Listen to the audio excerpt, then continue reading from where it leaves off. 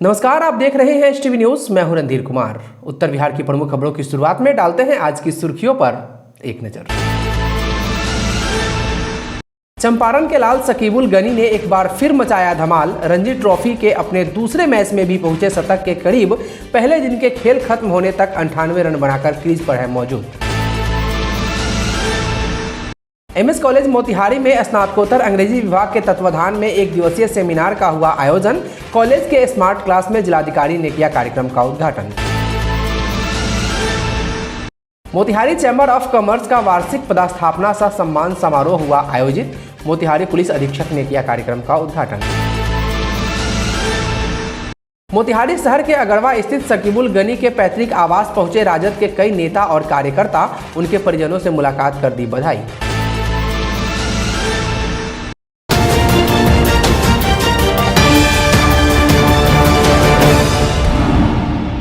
मोतिहारी के लाल सकीबुल गनी ने first class cricket में पदार्पण के साथ ही धमाल मचाना शुरू कर दिया। लगता है सकीबुल वर्ल्ड क्रिकेट में ऐसा रिकॉर्ड बनाना चाहते हैं जिसे तोड़ना हर किसी के लिए आसान न हो। खबर है कि सकीबुल गनी रणजी ट्रॉफी के अपने दूसरे मैच में भी शानदार परफॉर्मेंस दिखा रहे हैं और एक बार फिर बड़े स्कोर की तरफ अग्रसर है। आज कोलकाता के ईडन गार्डन में रणजी ट्रॉफी के लिए बिहार का मुकाबला सिक्किम से खेला जा रहा है, जिसमें सकीबुल गनी ने एक बार फिर शानदार खेल का मुजाहरा पेश किया है। खबर के मुताबिक पहले दिन का खेल खत्म होने के बाद बिहार की टीम ने सिक्किम के खिलाफ 4 विकेट के नुकसान पर 315 रन बना लिए हैं। लेकिन बड़ी बात यह है कि सकीबुल गनी इस मैच में यानी अपने दूसरे मैच में 98 रन बनाकर अभी क्रीज पर मौजूद हैं। सकीबुल गनी लगातार जिस तरह से खेल रहे हैं वह अपने आप में बहुत बड़ी बात है। इस बीच सकीबुल के खेल को नजदीक से देखने वाले लोगों का मानना है कि सकीबुल अपने दूसरे मैच में भी बड़ा स्कोर कर सकते हैं। मोतिहारी स्थित मुंशी सिंह महाविद्यालय के स्नातकोत्तर अंग्रेजी विभाग के तत्वाधान में एक दिवसीय सेमिनार का आयोजन हुआ। कॉलेज के स्मार्ट क्लास में इस कार्यक्रम का उद्घाटन पूर्वी चंपारण जिलाधिकारी शीर्षत कपिल अशोक ने विधिवत दीप प्रज्वलित कर किया। आज आयोजित सेमिनार का विषय जॉर्ज ऑरवेल के उपन्यास और साहित्यिक कृतियों की प्रासंगिकता थी।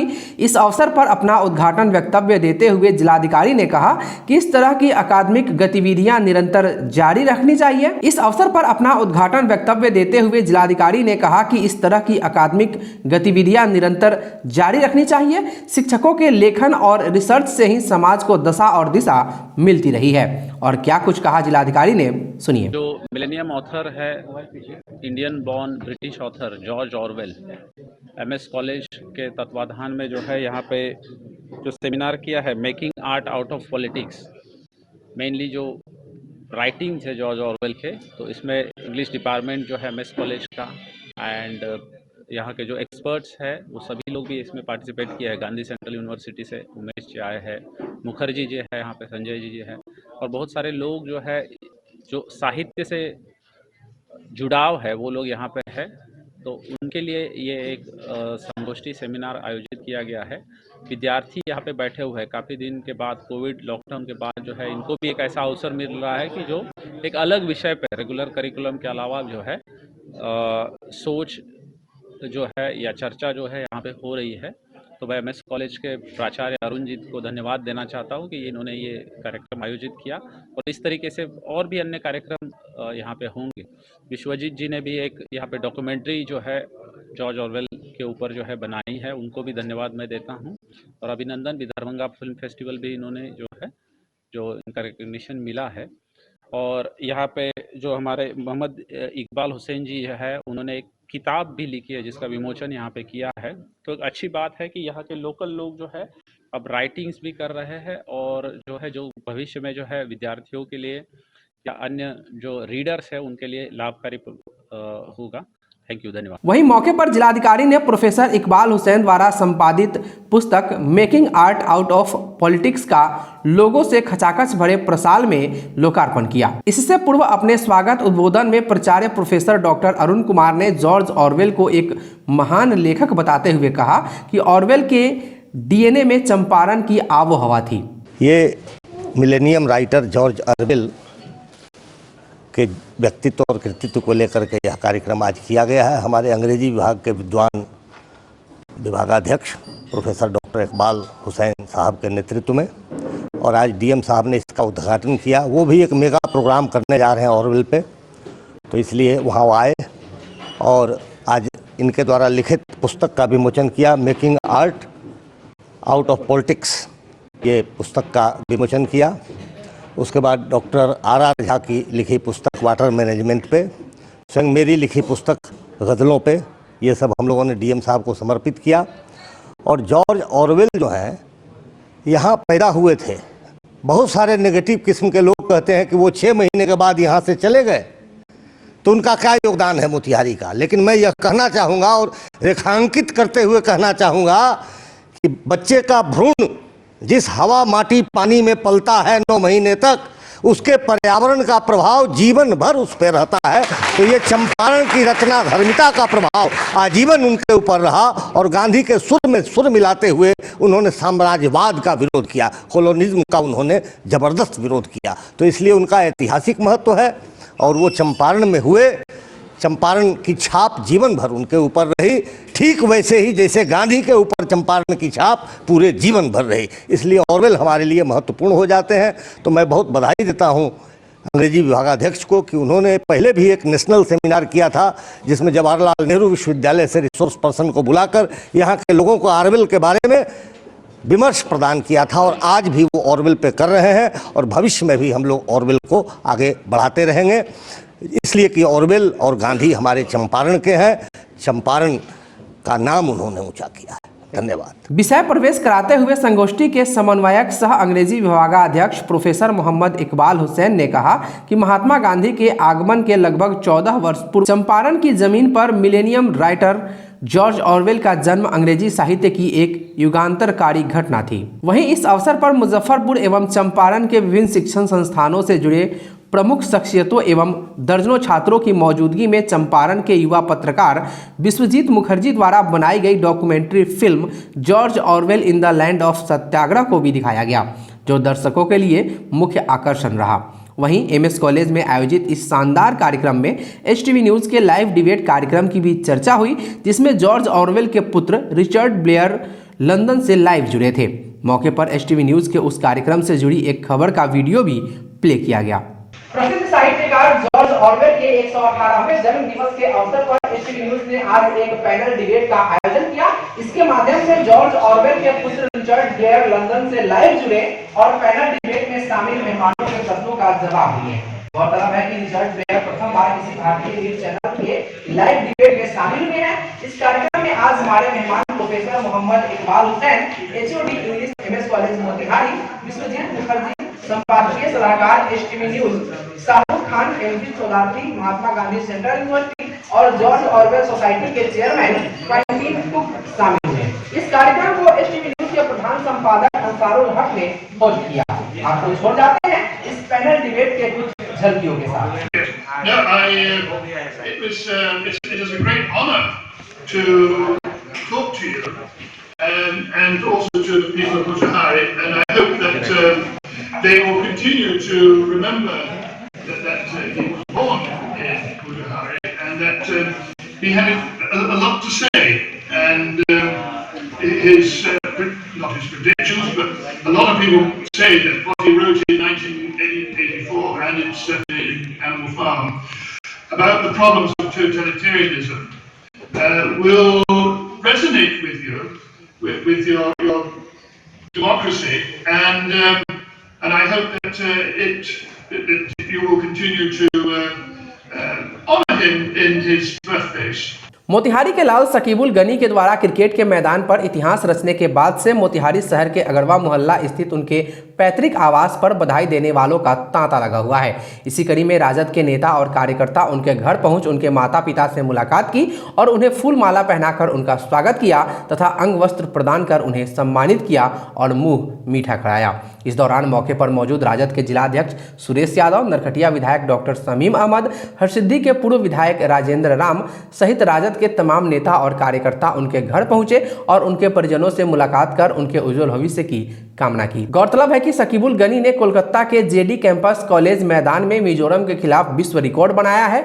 उन्होंने अपने फर्स्ट क्लास क्रिकेट के डेब्यू मैच में 13 शतक जड़ दिया है, जिसके बाद से हर तरफ खुशियों का माहौल है। इनका प्रतिभा जो है पूरे विश्व में रिकॉर्ड कायम किया है। इनको जितना भी हम लोग सम्मान दें, उतना राष्ट्रीय जनता दल पूरे परिवार को जितना भी हम लोग सम्मान देते हैं उतना हम लोगों को लग रहा है कि कम है, क्योंकि जितना विश्व में रिकॉर्ड किया बच्चे हमारे, इनके माता पिता ने, उनके भाई फैसल ने जिस तरह उत्साहित करके उस बच्चे को उस लायक बनाया जो पूरे बिहार को, पूरे देश को और पूर्वी चंपारण को खास करके उन्होंने गौरवान्वित करने का कार्य किया है।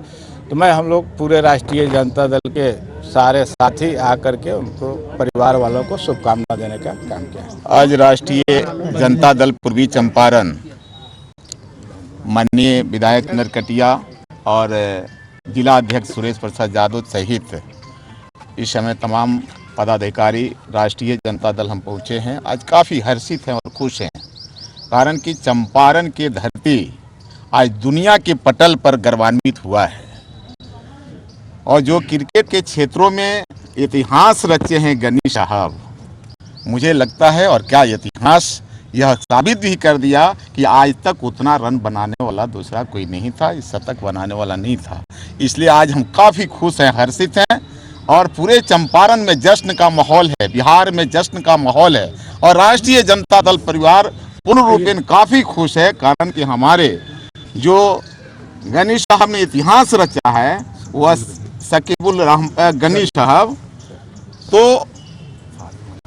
फादर मनान गनी साहब और उनके बड़े भाई जो फैसल गनी साहब हैं वह कोचर हैं और उनके द्वारा लगातार मेहनत करा करके हम धन्य हैं उनके माता पिता कि वैसे बच्चे को पैदा किए, जिसके वजह से यह समाज ही नहीं, यह चंपारण ही नहीं, पूरा बिहार और पूरा देश और पूरे दुनिया में जो चंपारण का नाम रोशन हुआ है, इसके लिए राष्ट्रीय जनता दल काफ़ी गौरवान्वित हुआ है, काफ़ी हर्षित है और निश्चित तौर पर आज का दिन हम सबों के लिए जश्न का माहौल है, जश्न मनाने का माहौल है और हम सभी लोग उनके माता पिता के प्रति आभार प्रकट करते हैं और उनको हौसला अफजाई करने के लिए राष्ट्रीय जनता दल हमेशा सामने खड़ी देखेगी।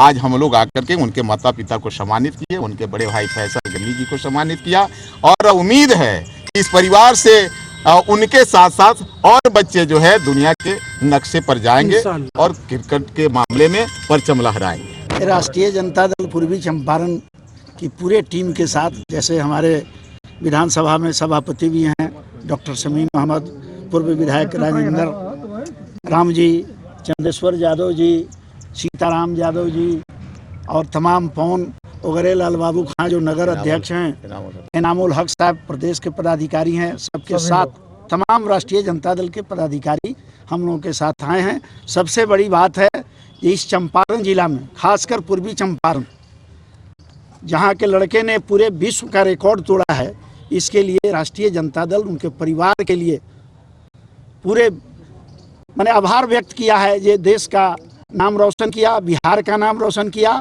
और खासकर पूर्वी चंपारण जिला का नाम रोशन किया।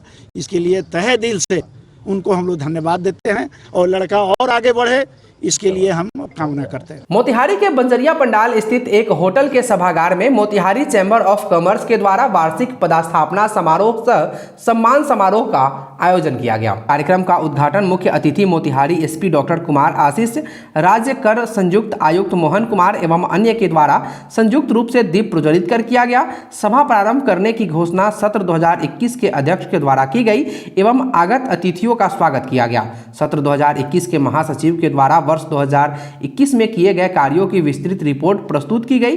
कार्यक्रम के दौरान पिछले वर्ष बने 34 नए सदस्यों को चैम्बर परिवार में शामिल करते हुए सदस्यता प्रमाण पत्र प्रदान किया गया। चैम्बर के वार्षिक सम्मान समारोह के अंतर्गत जिले के उत्कृष्ट नागरिक के रूप में पर्यावरणविद केवीसी विजेता सुशील कुमार, उत्कृष्ट सरकारी पदाधिकारी के रूप में जिला सूचना पदाधिकारी संजीव मिश्रा एवं उत्कृष्ट पुलिस अधिकारी के रूप में टेक्निकल सेल जिला पुलिस के प्रभारी मनीष कुमार को पुष्पगुच्छ शॉल एवं प्रतीक चिन्ह से सम्मानित किया गया। सत्र 2021 में उत्कृष्ट कार्य करने हेतु डॉक्टर विवेक गौरव को उत्कृष्ट कार्यक्रम प्रभारी एवं अंगद सिंह को उत्कृष्ट कार्यकारिणी सदस्य के रूप में सम्मानित किया गया। हाल ही में रणजी ट्रॉफी में खेलते हुए फर्स्ट क्लास क्रिकेट के पदार्पण मैच में सर्वाधिक रन बनाने के विश्व कीर्तिमान बनाने वाले मोतिहारी शहर के व्यवसायी पुत्र शकीबुल गनी के पिता मोहम्मद मनान गनी को चैम्बर परिवार की ओर से सम्मानित किया गया और शकीबुल के उज्जवल भविष्य की कामना की गई। इस दौरान हमने चैम्बर के महासचिव हेमंत कुमार और उपाध्यक्ष विशाल कुमार से बात की।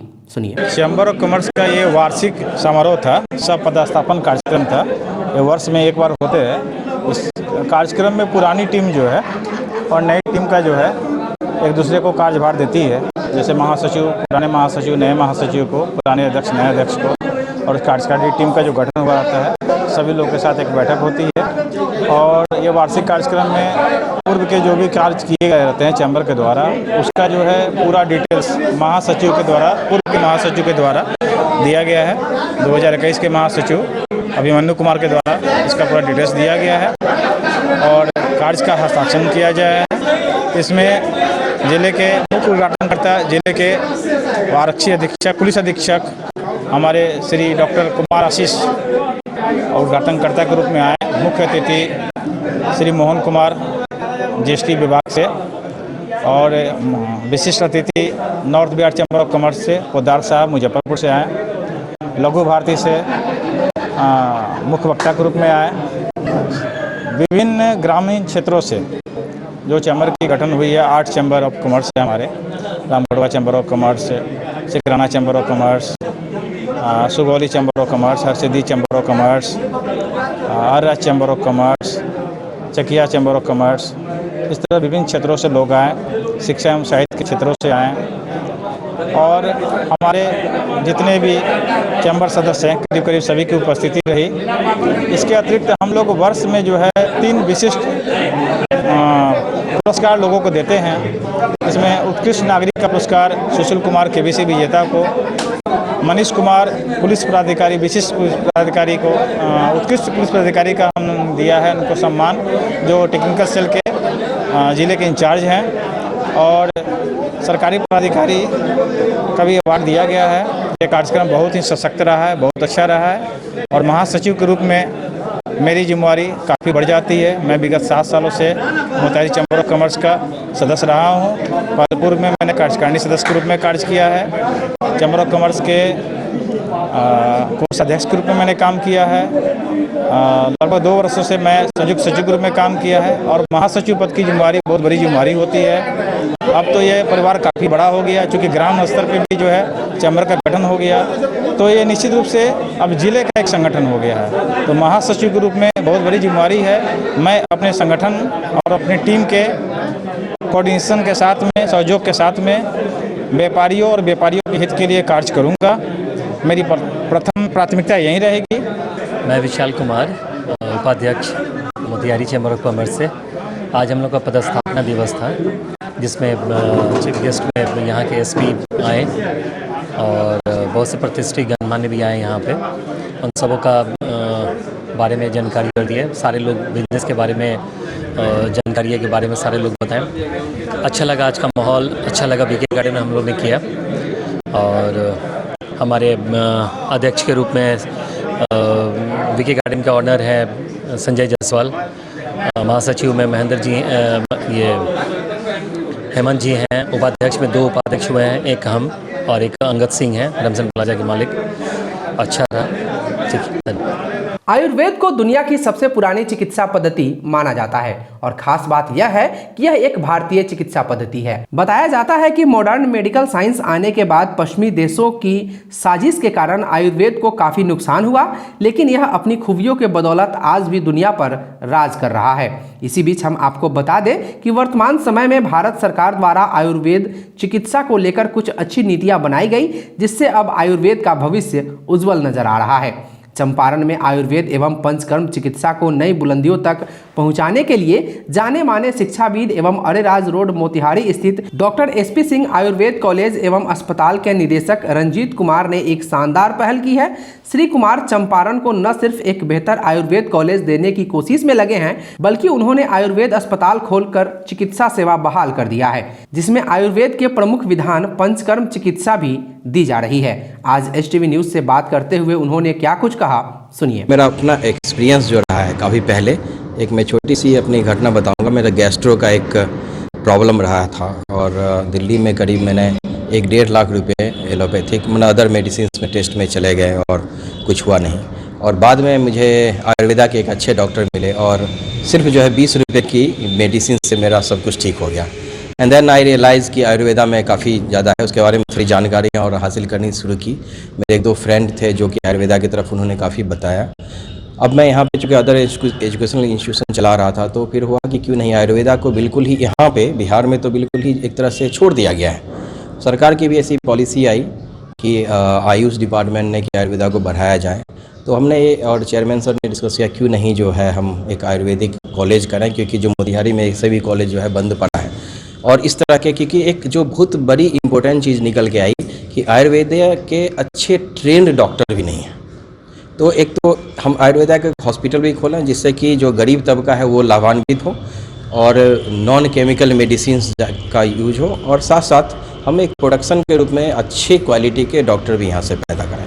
तो अभी आपने जो देखा है यहाँ पे ऑलरेडी शुरू है और हमने अच्छे डॉक्टर्स जो आनंद सर हैं उनको लेकर आए जो पंचकर्म के हैं, पंचकर्म विधि से। और आप अगर बहुत ही सेलेक्टिव, ऐसा नहीं बहुत भीड़ है, लेकिन जिनको पता है कि इसी विधि से भी हमारा सही हो सकता है वो तो कर ही रहे हैं। बहुत ही जल्दी अभी जो है हमारा उम्मीद है कि अगले साल से हमारा कॉलेज भी शुरू हो जाएगा।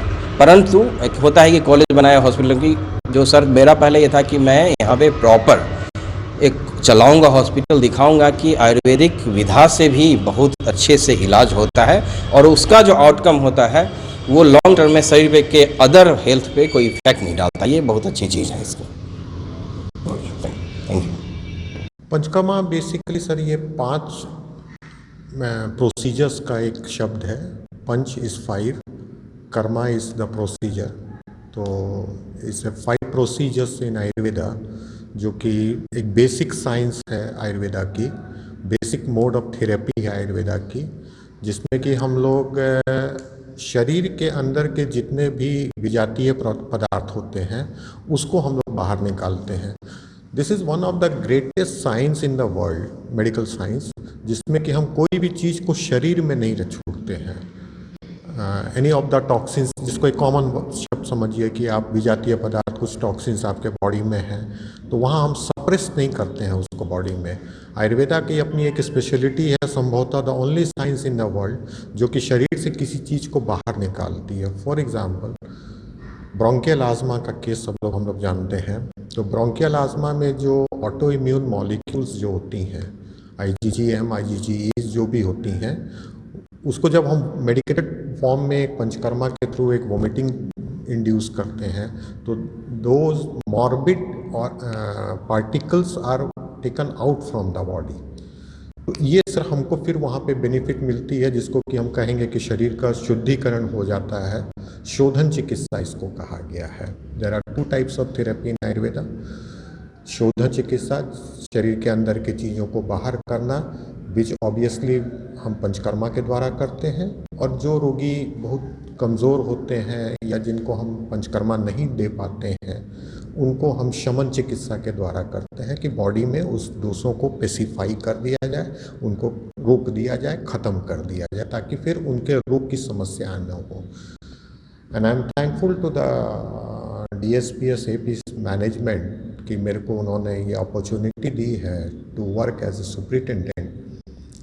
आई am a man from Ayurveda. मैं MD काय चिकित्सा पंचकर्म उड़ीसा से हूँ। मैं अपने इसके पहले मैं झारखंड गवर्नमेंट का मेडिकल अफसर था, मेरी BPSC से पोस्टिंग हुई थी वहाँ पे। We were trying hard in the government कि इस चीज़ को करें, बट जब मेरे को यहाँ से एक ऑफ़र गया मार्च 2021 में, and when I visited this place, तो एक लगा कि हमको यहाँ पे वो सारी अपॉर्चुनिटीज़ मिलेगी। एंड मैनेजमेंट का मेरे से एक ही रिक्वेस्ट था कि sir it should be operative nature में होना चाहिए मेरा हॉस्पिटल, इन द सेंस कि हम लोग चाह रहे हैं कि जो भी हो रियल टाइम इमेज में हमारी सारी चीज़ें हो। कभी कभी होता है क्या सर, जैसे कि मैंने जब बीपीएससी कंप्लीट की थी तो एक लाइन था कि आपको समाज के कमज़ोर वर्गों के लिए काम करना। बीपीएससी का जब हम इंटरव्यू जब क्वालिफाई करते हैं रिटर्न, उसके बाद हम जब इंटरव्यू में जाते हैं तो ये मेरा एक टैगलाइन था और ये मेरे मॉरल को बूस्ट करने वाला था। तो सिमिलरली जब मैं यहाँ के मैनेजमेंट से मिला, डायरेक्टर साहब जो हैं और जो यहाँ के चेयरमैन साहब हैं, तो उनका एक ही था कि नहीं, मेरे को मेरा कॉलेज का हॉस्पिटल रनिंग होना चाहिए, कहीं पे हम कुछ हाइड नहीं करेंगे, कहीं पे हम कुछ मैनिपुलेट नहीं करेंगे to gain the cheapest form of the जो होता है, तो वैसा कुछ नहीं करके इट शुड बी 101% लाइफ था। तो और यही मेरी इनके साथ जॉब के लिए जो सबसे पहला था विच अपील्ड माई हार्ट कि नहीं ठीक है, जब इनका मन है, there are few in India कि भाई ऐसा डिज़र्व चाहते हैं कि नहीं मेरा रियल टाइम चले। So we started over here, और चूँकि I am a man of काय चिकित्सा पंचकर्मा, तो हम लोगों ने इसको यहाँ पे दिया, पंचकर्मा की शुरुआत की। जैसे कि I am a specialist for neurosciences, I am a specialist for musculoskeletal diseases, काय चिकित्सा के अंतर्गत ये सारी चीज़ें आ जाती हैं। और एक चीज़ है साहब कि obviously it's a very good science allopath में, देयर आर सो मच जो हमारे यहाँ जो डायग्नोस्टिक तरीके हैं, हम यहाँ सारी चीज़ों को यूज़ करते हैं, उसी से उसको हम अपने टर्म्स में टर्मिनोलॉजी में लेके आते हैं टू डायग्नोस द केस, और उसके बाद फिर थेरेपी इंस्टीट्यूशन के समय में वो फिर हम अपने प्योर आयुर्वेदा में चले आते हैं। एंड आपके चैनल के थ्रू मैं ये भी चाहूँगा कि जो यंग पेशेंट्स का जो कहीं से, जैसे कि अभी थोड़ा देर पहले अभी हम लोगों ने एक माइग्रेन का केस को किया है, तो माइग्रेन इज़ लार्ज चैप्टर, तो माइग्रेन को डायग्नोस करना अपने इसमें, उसके डाइट प्लान्स को लेके आना, पंचकर्मा में द्वारा उसको मेडिकेटेड वोमिटिंग्स के द्वारा उसके दोषों को बाहर करना, पित्त की निर्हरण करने की चिकित्सा कहते हैं उसको। तो ये सर जो बहुत सा केसेस हैं जो कि लाइफ लॉन्ग लेता रहता है दवाई, उसको हम लोग चाह रहे थे कि आपके थ्रू एक हमको ये स्कोप मिले कि एक प्रचार हो कि एक सेकंड रूट भी है जहाँ पे कि हम अपनी चिकित्सा ले सकते हैं। एंड ईयर्स टू कम तो नहीं, मैं कहूँगा मंथ्स टू कम्स में अब हम जा रहे हैं डायबिटिक के ऊपर चरक मॉड्यूल्स को लेके आने। Charak module in the sense one of the greatest teacher of Ayurveda, कि उन्होंने जो कहा है, अब डायरेक्ट हम प्रमेय का एक चैप्टर है मेरे यहाँ पे तो चरक का, तो जो उन्होंने कहा है हू बहू अब हम उसको यहाँ पे लेके आ रहे हैं। The same medicines, the same form of diagnosis, the same form of instituting the therapies. तो अब हम लोग यहाँ पे इसके बाद वाला मेरे को लग रहा है 2-3 महीने में वो सारे वर्क हो रहे हैं, ठीक है ना, सारे वर्क हो रहे हैं कि अब हम लोग उसको बहुत जल्दी उस प्रोग्राम को लेके आ रहे हैं, ताकि जो अब हम डायबिटिक की जो राजधानी बन गए हैं उसको अब हम लोग कुछ हद तक कंट्रोल कर सकें।